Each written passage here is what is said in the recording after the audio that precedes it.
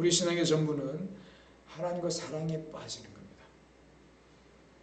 여러분 한번 가만히 생각해 보세요. 내 안에는, 내 마음, 내 가슴 안에는 하나님을 향한 사랑이 몇 도인가?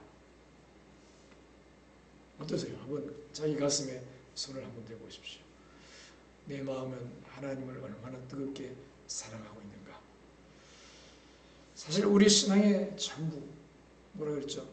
하나님 알고 사랑하는 겁니다. 이것이 없으면 나머지 모든 신앙은 껍데기입니다. 껍데기. 종교입니다. 종교. 형식입니다. 여러분 다른 종교 다 보세요. 부처님을 사모합니다. 그런 말 들어보셨나요? 아, 또 다른 종교에서 싫어하겠다.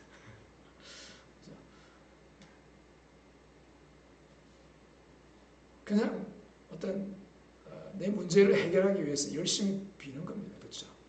모든 종교가 그렇습니다. 그러나 하나님은 우리에게 주신 것은 종교가 아닙니다. 종교가. 하나님 자신이고요. 하나님과 인격적인 만남을 원하는 겁니다. 나는 너를 원한다. 그리고 너는 나를 알기를 원한다. 인격적인 교제를 하기를 원한다는 겁니다. 왜냐하면 사람이 만든 종교는 그냥 내가 빌고, 그렇죠? 필요할 때 가서 빌고, 그냥 내 마음대로 내 인생은 나의 것 하고 그냥 내가 하고 싶은 대로 내 욕심대로 살면 끝이에요. 그러나 하나님은 우리를 그렇게 만든 게 아닙니다. 교제하기 원해서 만드셨다는 겁니다. 그게 부모 자식 간의 관계에서도, 부부 간의 관계에서도 마찬가지 아니겠습니까? 그렇죠? 어떤 선물 또는 돈을 많이 벌어준다. 그런 것보다도 중요한 것은 마음을 나누고 서로를 알고 사랑하는 것입니다. 하나님은 우리를 비서로 부르신 것이 아닙니다. 하나님 우리를 사랑을 나눌 가족으로 부르셨습니다. 가족으로. 이 사실이 오늘 여러분의 가슴에 깊이 박히기를 축원합니다. 여러분 사랑한다면, 사모한다면 시간 탁 지켜가지고 내가 예배 가야지. 그죠? 할 수 없이, 그죠? 시간 지켜서 가야지.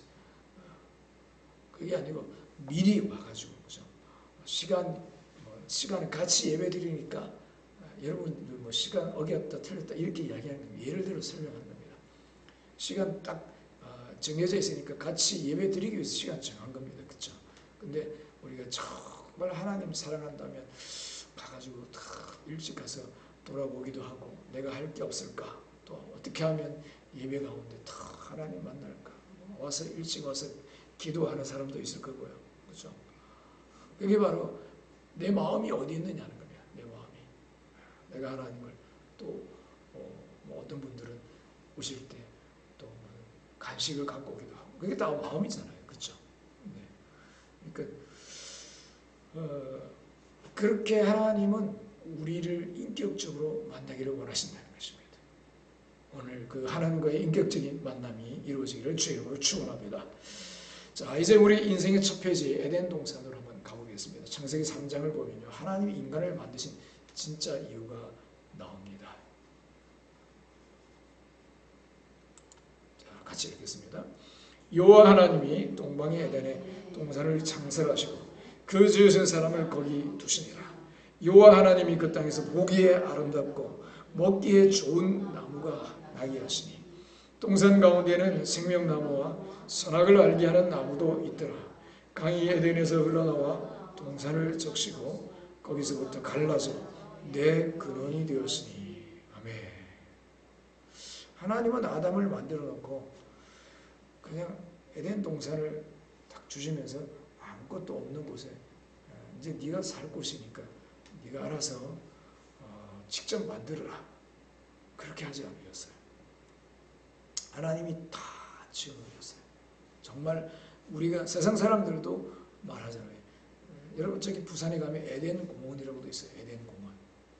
믿는 사람이 지었는지 몰라도 에덴이라는 말 자체는 좋은 뜻인 겁니다. 그렇죠? 그만큼 하나님은 우리에게 에덴 동산, 낙원을 주셨다는 겁니다. 다 주셨어요. 먹을 것이 풍족했습니다. 모든 것들을 다 준비하고 동물도 준비하고요. 네.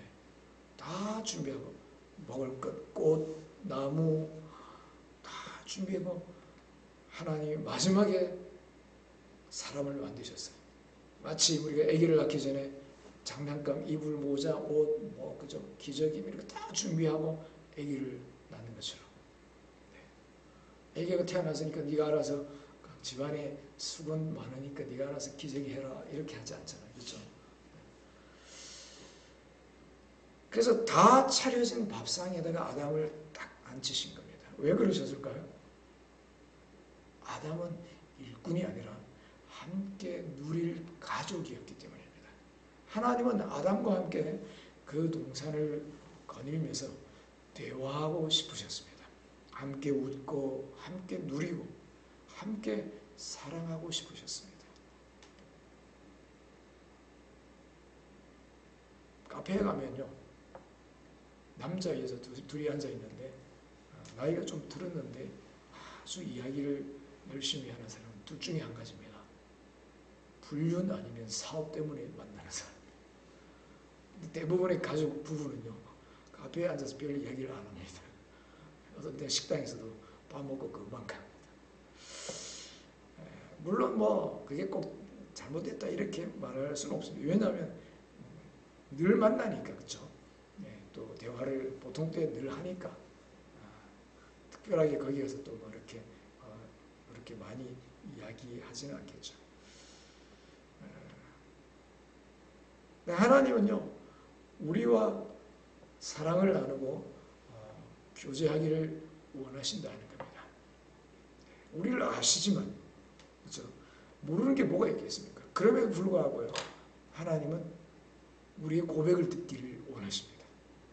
사랑의 고백, 또 어떤 때는 혼자서 짐을 지고 있으면 무거운 근심과 염려를 혼자 사귀고 무거워하고 힘들어하지 말고 맡기기를 원하시는 겁니다.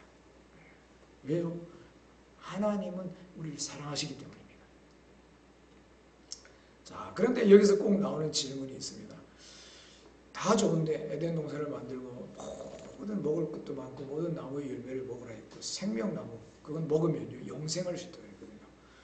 그렇게 다 죽게 하는 딱 한 가지를 추가를 하셨어요. 추가. 그게 뭐죠? 선악과입니다. 선악과. 네. 이거 먹으면 죽는다. 그랬거든요. 죽는다. 하나님은 왜 굳이 선악과를 만드셔서 사람이 사고를 치게 만드셨을까? 그거 없었으면 인류가 이 고생 안 했을 텐데 말입니다. 여러분 한번 생각해 보세요. 만약 여러분의 배우자가 로봇이라고 칩시다. 로봇. 요즘 영화도 그런 영화가 나옵니다. 그렇죠? 로봇을 배우자로 사가지고 배우자 없는 사람이 그죠? 그렇게 둘이서 사는. 근데 아직까지 그런 로봇은 없지만 상상으로 막 그렇게 해서 만든 영화겠죠. 자, 근데 이 로봇은 자유의지는 아직 없어요. 자유의지. 리모컨만 누르면 사랑해요 라고 말합니다. 로봇가 또 딱 프로그램이 되어 있으니까 절대 바람도 안 피웁니다. 시키는 대로만 합니다. 딱딱하지도 않아요. 로봇가 사람 피부처럼 잘 만들어가지고 온도도 탁 따뜻하고 피부도 이렇게 부드러워요. 거의 사람 같아요. 요즘 AI한테 대화하면 사람보다 더 똑똑하잖아요. 그렇죠? 그 정도로 발달하는 시대가 오겠죠. 리모컨만 누르면 사랑해요. 바람도 안 피고 하라는 것도 하고 청소도 다 하고 마사지 주물러 주기도 잘하고 그죠? 밥도 다 하고 얼마나 편할까요? 근데 그게 사랑일까? 진짜 사랑일까? 아니라는 겁니다. 그건 프로그램입니다. 프로그램. 진짜 사랑은 뭘까요? 거절할 수도 있는데 그럼에도 사랑하기로 선택하는 게 진짜 사랑입니다. 하나님은 우리를 로봇으로 만들지 않으셨다. 그렇죠? 하나님은 우리에게 자유의지를 주셨습니다. 그래서 순종할 수도 있고요. 불순종할 수도 있고 그렇죠? 자기가 선택할 수 있는 겁니다. 선악과는 하나님이 우리를 노예가 아니라 로봇가 아니라 인격적인 존재로 존중하셨다는 최고의 증거입니다. 최고의 증거. 그래서 하나님께 순종하는 것만 프로그램이 딱 되어 있는 게 아니고요. 거절할 수도 있고 하나님 싫어 하고 대적할 수도 있다는 겁니다. 왜냐? 선택을 해야 진짜 제가 나를 진짜 좋아해서 선택하는 거구나. 그렇죠?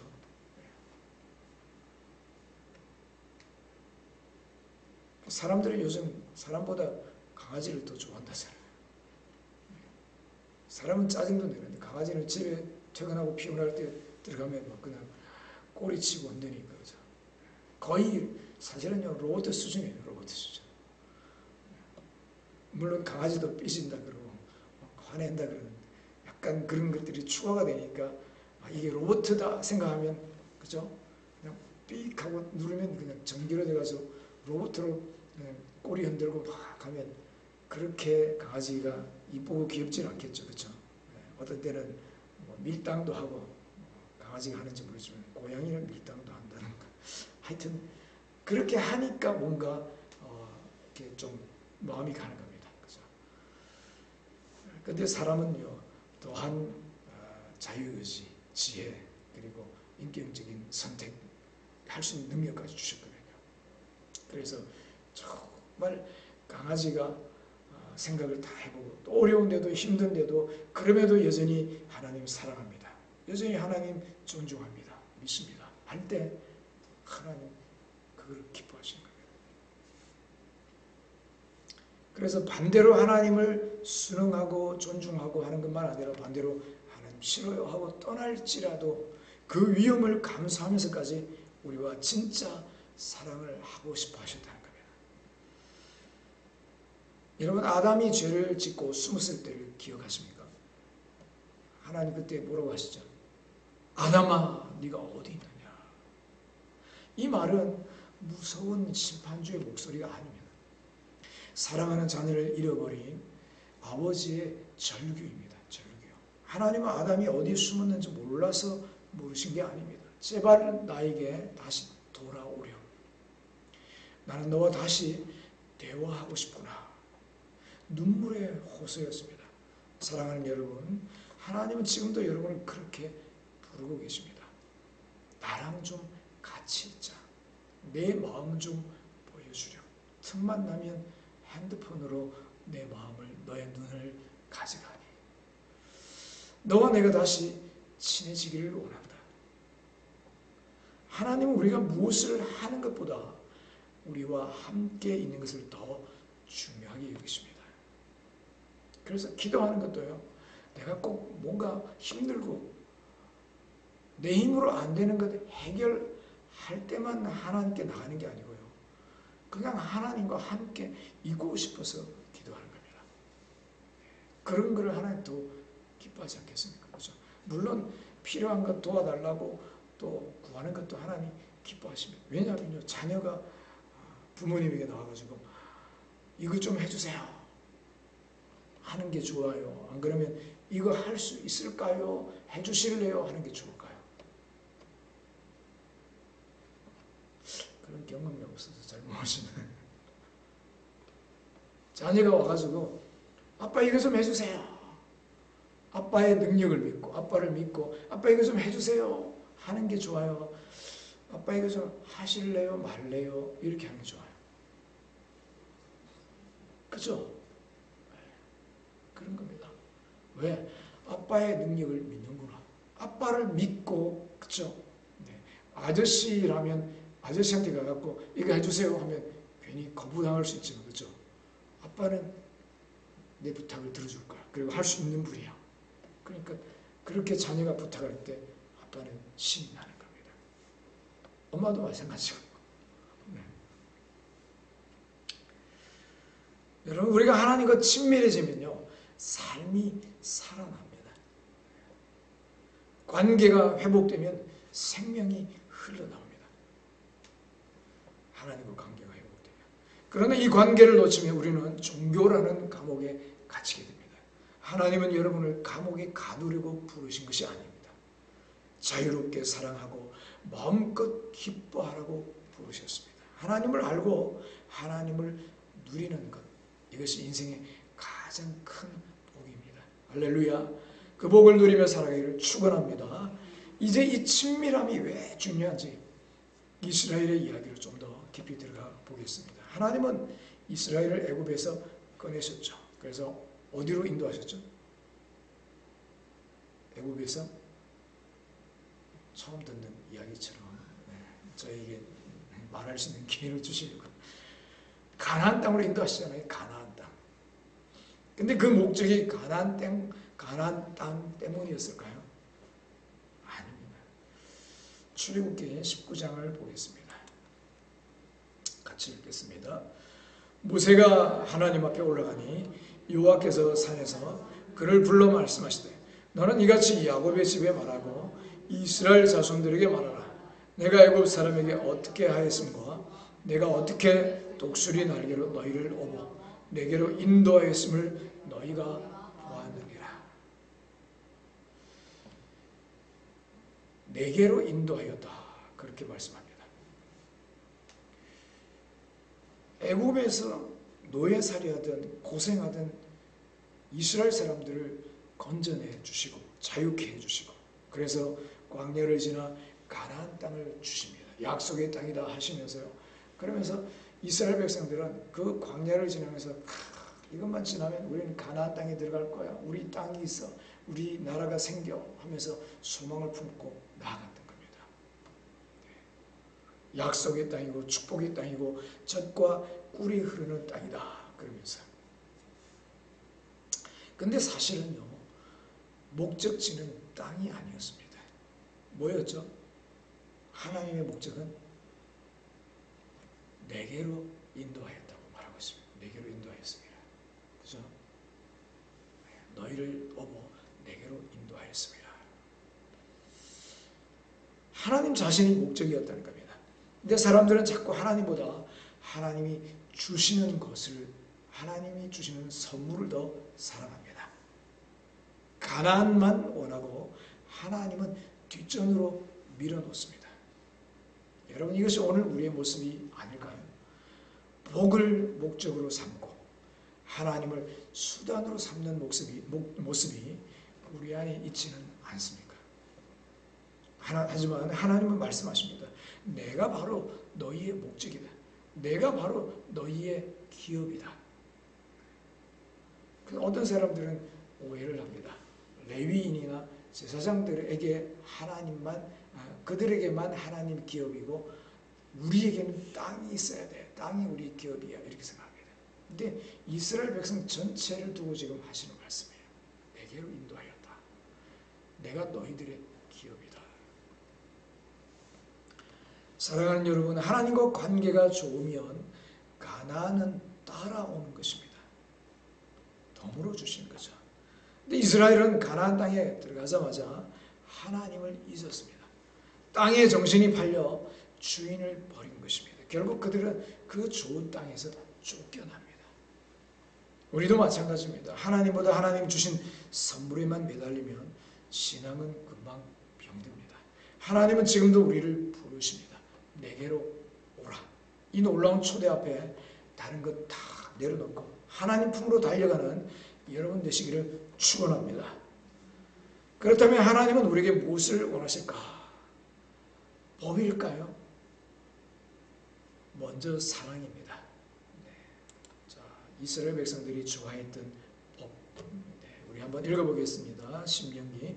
보라, 내가 오늘 생명과 복과 상한과 화를 네 앞에 두었나니 곧 내가 오늘 네게 명령하여 내 하나님 여호와를 사랑하고 그 모든 길로 행하며 그의 명령과 규례와 법도를 지키라 하는 것이라. 그리하면 내가 생존하며 번성할 것이요 또 내 하나님 여호와께서 네가 가서 차지할 땅에서 네게 복을 주실 것임이니라. 아멘. 자, 이게 16절을 보면요, 그의 모든 길로 행하며 그의 명령과 규례와 법도, 명령, 규례, 법도, 이거는 율법에 대한 다른 표현입니다. 이걸 한마디로 율법이다 말할 수 있습니다. 그래서 이스라엘 백성들은 이걸 보면서 그래, 율법을 잘 지켜야 돼 하고 율법을 열심히 연구하고 암송도 하고 율법을 지켰습니다. 근데 순서가 틀려버린 겁니다. 16절을 보면요, 하나님은 가장 먼저 여호와를 사랑하라고 하십니다. 그 다음에 명령과 규례를 지키라고 하십니다. 순서가 중요합니다. 사랑이 먼저입니다. 사랑이 빠진 순종은 징역 사는 것과 같습니다. 여러분, 군대에서요, 억지로 구보를 뛰는 것과, 이야, 내가 이렇게 뛰면서 내 건강도 좋아져, 힘이 나고 또 나라를 지키는 거야, 이렇게 생각하면서 적극적으로 뛰는 것, 뛰기 싫은데 막 오늘도 뛰어야 되나, 이게 완전 다른 겁니다. 억지로 뛰는 것, 막 뛰지 않으면 안 되는 그것과요, 막 누가 휴가가 아니고 면회를 왔어, 사랑하는 사람이 탁 면회를 왔어요. 그러면 뛰지 말라고 해도 뛰어나가겠죠. 그렇죠? 그때 뛰는 것은 완전히 다른 겁니다. 사랑하면 규칙이 짐이 되지 않습니다. 사랑하면 더 해주고 싶어 안달이 납니다. 왜 지치고 피곤할까요? 사랑이 식어서 그런 겁니다. 사랑하면요, 지치지 않습니다. 피곤하지 않습니다. 바리새인들이 왜 망했는지 아십니까? 그들은 순서를 바꿔버렸습니다. 법 지키는 데는 1등이었습니다. 그래서 율법을 613가지 규칙으로 딱 구체화시켜가지고요, 철저하게 지켰습니다. 밥 먹을 때 손 씻는 법, 안식일에 얼마나 걸어갈 수 있는가, 이런 것까지 다 정해놨습니다. 근데 예수님은 그들을 향해서 뭐라고 했죠? 이렇게 열심히 율법을 연구하고 다 지키려고 애쓰던 그 사람들을 보고 예수님 뭐라고 하는지 아세요? 네? 조금 크게 말씀해요. 회칠한 무덤아. 그쵸? 또 있습니다. 더 심한 말을 했어요. 이 독사의 자식들아. 독사 뱀이잖아요. 그죠? 어떻게 보면 뱀은 사탄을 상징한다 볼 수도 있고, 또 어떤 사람은 해석을 할 때 그렇게 말해요. 독사는 우리처럼 지금은 강아지들이 밖에 잘 안 다니지만 옛날 저희 어릴 때는 뭐 개들, 집 없는 개들이 많았거든요. 흔한 게 개다. 그래가지고 이 독사의 자식들아, 이걸 뭐라 하냐면 개새끼들아. 그래서 예수님도 욕했다, 뭐 그렇게 해석하는 사람도 있어요. 그러니까 그만큼 바리새인들 보고 상스러운 욕을 했다는 겁니다. 왜일까요? 겉으로는 완벽한데 속으로는 하나님을 향한 사랑이 하나도 없었기 때문입니다. 우리 마가복음 7장을 읽어보겠습니다. 같이 읽겠습니다. 너희는 이르되 사람이 아버지에게나 어머니에게나 말하기를 내가 드려 유익하게 할 것이 고르반 곧 하나님께 드림이 되었다고 하기만 하면 그만이라 하고 자기 아버지나 어머니에게 다시 아무것도 하여 드리기를 허락하지 아니하여. 고르반이란 말은 히브리어로 하나님께 드림이 되었다 하는 뜻입니다. 이거는 하나님께 드림이 되었어. 고르반이야. 그러면 다른 사람이 손을 못 대고 다른 데 안 주고 하나님께 드리는 거예요. 예물, 재물이라는 뜻도 있습니다. 그래서 내가 가진 물질이나 소유를 하나님께 구별하여 바치기로 서약하면 그것은 오직 하나님만을 위한 고르반이 되어버리는 겁니다. 그게 나쁜 건 아닙니다. 어떻게 보면 정말 중심을 가지고 사랑하는 마음으로 또 그렇게 드린 사람도 있습니다. 근데 당시 유대인들 사이에는요, 이 고르반 제도가 심각하게 악용되고 있었습니다. 출애굽기 20장 12절의 율법은요, 분명히 이렇게 말합니다. 내 부모를 공경하라. 근데 부모가 늙고 가난해졌을 때 자녀가 부양하는 것은 당연한 의무죠. 하지만 당시 이기적인 자녀들은요, 부모를 부양하기 위해 돈을 쓰는 것이 아까웠는지 자신의 재산을 두고 이것은 고르반, 하나님께 바친 예물이다 라고 선언해버렸습니다.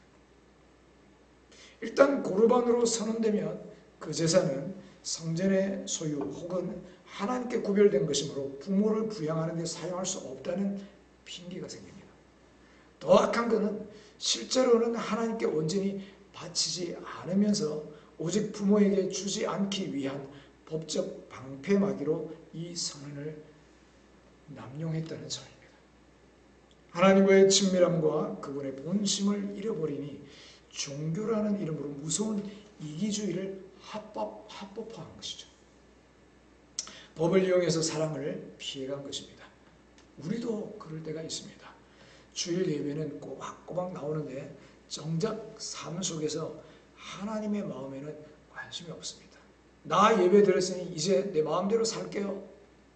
내 옆에 지옥 가는 영혼들이 질비한데 전혀 관심이 없습니다. 이것은 하나님을 사랑하는 것이 아닙니다. 하나님을 이용하는 겁니다. 사랑하는 여러분, 사랑하면 규칙이 짐이 되지 않습니다. 사랑하면 더 하고 싶어집니다. 사랑하면 기쁩니다. 우리 신앙이 이거 안 지키면 벌 받겠지라는 공포에서 주님을 사랑해서 너무 하고 싶어요 라는 기쁨으로 바뀌기를 축복합니다. 그래서 우리가 한 번씩요, 그냥 평소에 개인적인 기도 생활이나 예배로 잘 안 된다 그러면 기도원도 한 번씩 가고, 그렇죠? 또 수련회도 가고, 그렇게 해서 우리 마음의 때를 좀 붉게 해서 씻어내고 처음 가졌던 뜨거운 사랑, 그렇죠? 주님을 정말 마음을 다해 뜻을 다해 사랑하는 그 마음을 회복시키는 시간이 필요한 것입니다. 할렐루야. 이 여름이 그런 여름 되시기를 주의 이름으로 축원합니다. 그래서 율법의 껍데기가 아니라 하나님의 심장을 소유한 성도 되시기를 축원합니다. 이제 예배와 봉사의 자리로 가보겠습니다. 우리 신앙이 무너지는 가장 큰 이유는 하나님을 인격이 아니라 업무로 사무적으로 대하기 때문입니다. 호세아 6장 6절을 보겠습니다. 같이 읽습니다. 나는 인애를 원하고 제사를 원하지 않는다. 이 말씀은 예배 드리지 말라는 뜻이 아닙니다. 헌금하지 말라는 뜻도 아닙니다. 마음은 빼놓고 몸만 와 있는 종교적인 쇼를 하지 말라는 뜻입니다. 여러분, 이게 특별한 사람이 하는 게 아니더라고요. 저도 어떤 때는요, 제 마음이 엉뚱한데 탁 가 있으면요, 이게 기도 가운데서 하나님께 마음이 집중이 안 되고, 예배 전에 집중이 안 되고, 또 어떤 때는 영적으로 충만해서 또 마음과 생각을 씻고 오지 않으면 어떤 때는 저도 모르게 찬송을 하면서도 엉뚱한 다른 생각하고 있을 때가 있어요. 섬찟 놀라기도 합니다. 여러분 한번 상상해 보세요. 결혼 기념일에 남편이 비싼 가방을 사왔습니다. 그런데 아내 얼굴도 안 보고 가방을 툭 던지며 말합니다. 자, 됐지? 나 할 도리 했어. 이제 나 건드리지 마. 여러분, 이게 선물일까요? 뇌물일까요? 사랑입니까? 아닙니다. 거래입니다. 거래. 하나님께 드리는 예배가 혹시 이런 식은 아니었습니까? 비싼 가방 이야기를 하니까 어떤 분은 거래든 뇌물이든 선물이 뭐든 간에 가방이라도 좀 주면 좋겠다, 이런 사람도 혹시 있을지 모르겠는데, 그죠?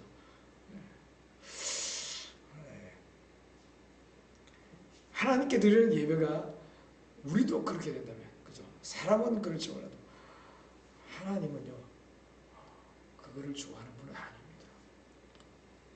하나님, 저 주일 예배 드렸고 헌금도 했습니다. 이제 제 인생 터치하지 마세요. 하나님, 그걸 원하지 않는다는 거죠. 그런 제사 하나님은 좋아하지 않습니다. 하나님은 우리가 하나님의 어떤 분인지 더 깊이 알기를 원하십니다. 어떻게 보면요, 우리는 마음이 그냥 물질적이니까, 그죠? 그런 것들에 끌려서, 그렇지만 하나님이 그런데 그렇게 가치를 두겠습니까? 진짜로 원하는 건 우리 마음이죠. 말라기 선지자 시절에 이스라엘 사람들은 하나님께 눈먼 짐승, 다리 저는 짐승을 제물로 드렸습니다. 하나님이 화가 나셔서 그걸 너희 도지사한테, 시장한테 한번 줘봐라. 걔가 좋아하겠니? 라고 물으시는 겁니다. 하나님을 사랑하지 않으면 우리는 자꾸 하나님을 적당히 떼어오려는 존재로 대합니다. 그러나 하나님은 여러분의 나머지를 원하는 분이 아닙니다. 여러분의 전부를 원하십니다.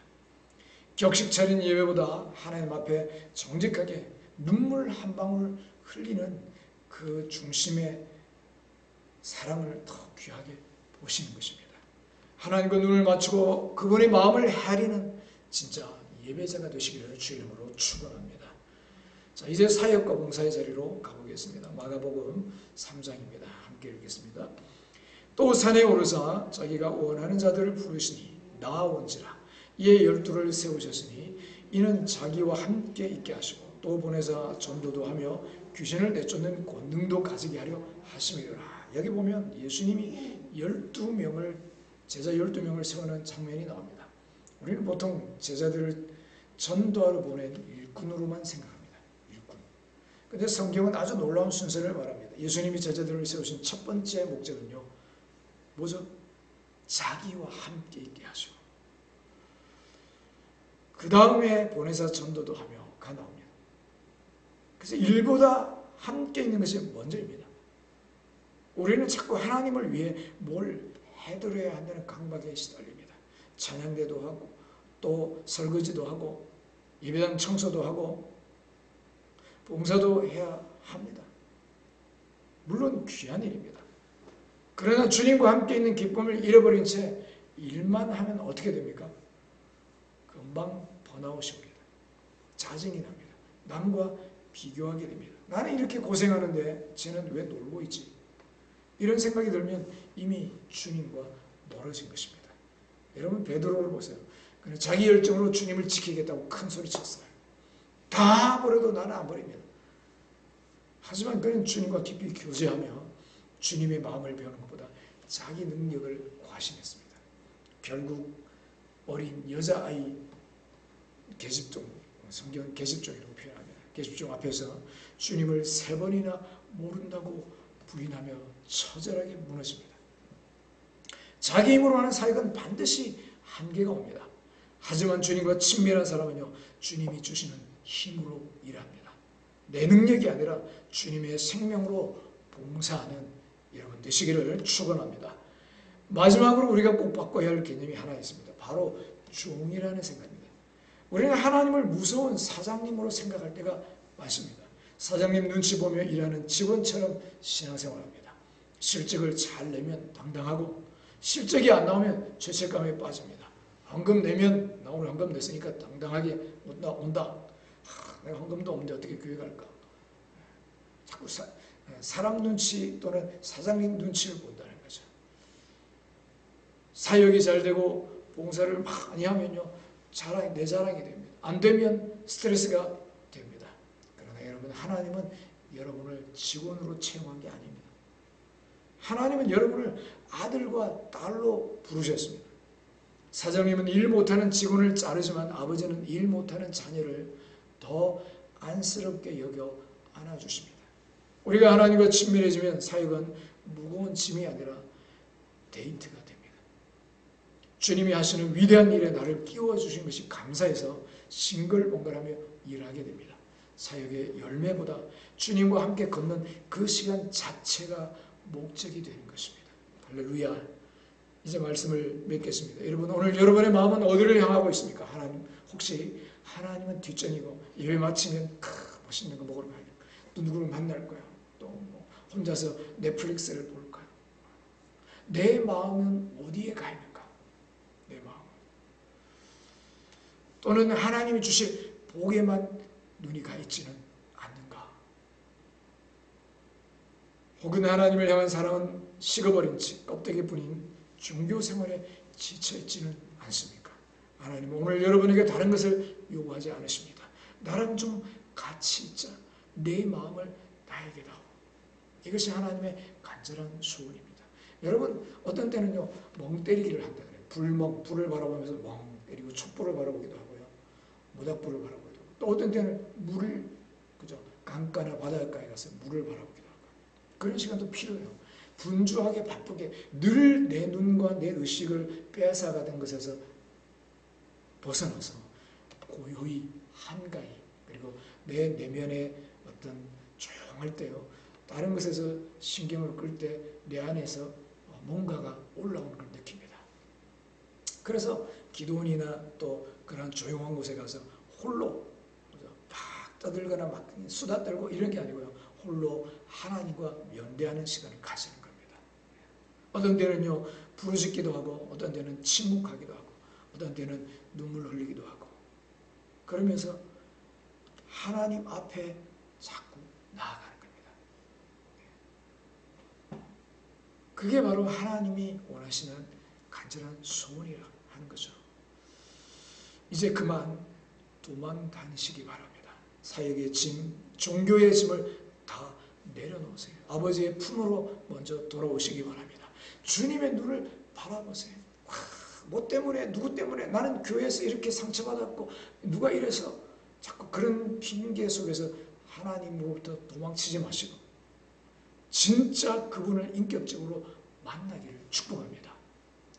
찾으시기를 바랍니다. 주님의 눈을 바라보십시오. 주님은 여러분을 있는 그대로 사랑하십니다. 이 시간 우리 가슴에 한번 손을 얹어보겠습니다. 한번 결단하겠습니다. 주님, 제가 일보다 주님을 더 사랑하겠습니다. 법보다 주님을 더 사모하겠습니다. 제 인생의 유일한 목적이 주님과의 친밀함이 되게 하옵소서. 우리의 마음이 주님께 돌아가기를 축원합니다. 우리의 눈이 주님을 향하기를 축원합니다. 우리의 삶이 주님과 동행하는 삶이 되기를 축원합니다.